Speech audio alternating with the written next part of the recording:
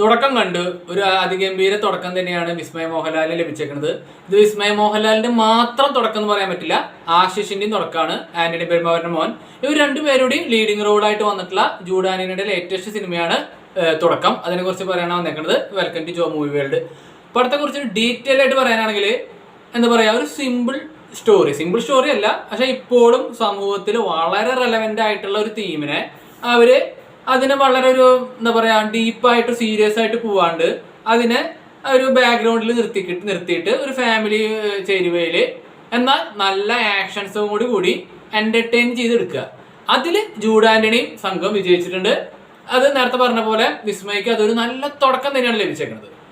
കാരണം വിസ്മയ്ക്ക് ഉള്ളൊരു ഭാഗ്യം എന്ന് പറയുന്നത് ഇപ്പോൾ അത് മറച്ചു വെക്കേണ്ട കാര്യം എന്ന് പറയാം, ലാലേട്ടൻ്റെ മോളാണ്. ലാലേട്ടൻ്റെ മോളായതുകൊണ്ട് കുറച്ചുകൂടി എളുപ്പമാണ് സിനിമയിലേക്ക് വരാനും കാര്യങ്ങൾ ലഭിക്കാനും. പക്ഷെ അതുകൊണ്ട് മാത്രമായില്ല, ചെയ്യാനുള്ളത് ചെയ്യണം.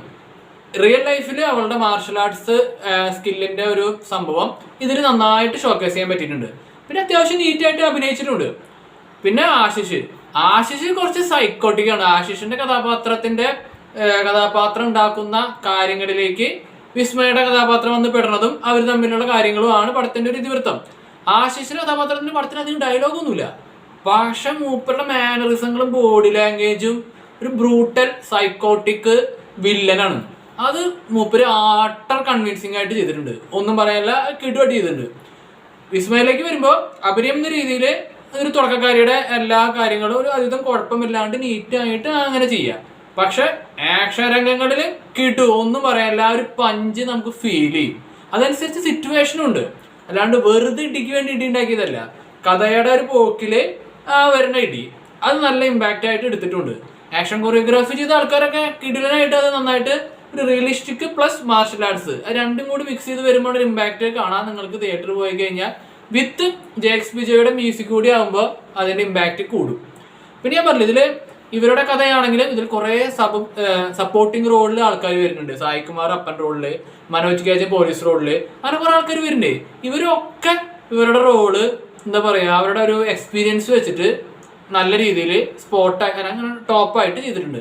ടോപ്പ് എന്ന് പറഞ്ഞു കഴിഞ്ഞാൽ ഞാൻ ആർക്കും ഭയങ്കരമായി പെർഫോം ചെയ്യാനുള്ളതല്ല, എല്ലാവരും അവരുടെ കഥാപാത്രത്തിൽ ഒരു നാച്ചുറൽ എലമെന്റ് കൊടുത്തിട്ട് ഒരു ലെവൽ കീപ്പ് ചെയ്ത് പെർഫോം ചെയ്യുക.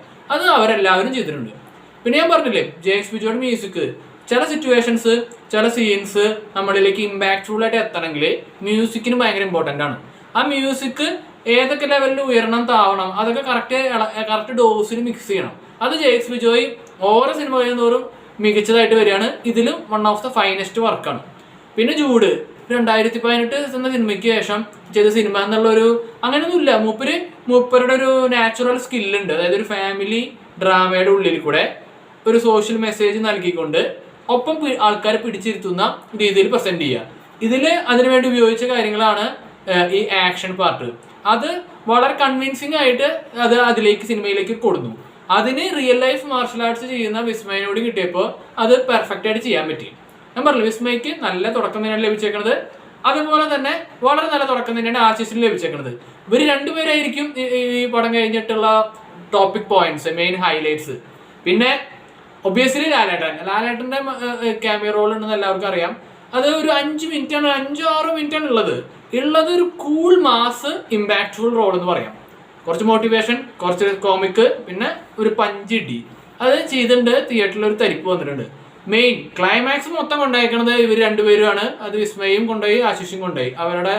അവരുടെ കോംബോയാണത്. അത് നിങ്ങൾക്ക് കണ്ടാൽ മനസ്സിലാവും. ഇപ്പം ഞാൻ ആദ്യമേ പറഞ്ഞു, ഒരു ഇതുവരെ കാണാത്ത സിനിമയൊന്നുമല്ല, പക്ഷേ ഒരു നല്ല സിനിമയാണ്. ഒരു നല്ല തുടക്കമാണ് കിട്ടിയേക്കണത്. അപ്പോൾ അത് നിങ്ങൾ തിയേറ്ററിൽ കണ്ടാൽ നിങ്ങൾക്ക് കൂടുതൽ എൻജോയ് ചെയ്യാൻ പറ്റുമെന്നാണ് വിചാരിക്കുന്നത്. നിങ്ങൾ തിയേറ്ററിൽ പോയി കാണുക. നിങ്ങളുടെ അഭിപ്രായം എന്ത് തന്നെയായാലും എന്നെ കമന്റ് സെക്ഷനിൽ പങ്കുവയ്ക്കുക. വീഡിയോ ഇഷ്ടപ്പെട്ടെങ്കിൽ ലൈക്ക് അടിക്കുക, കമന്റ് അടിക്കുക, സബ്സ്ക്രൈബ് ചെയ്യുക.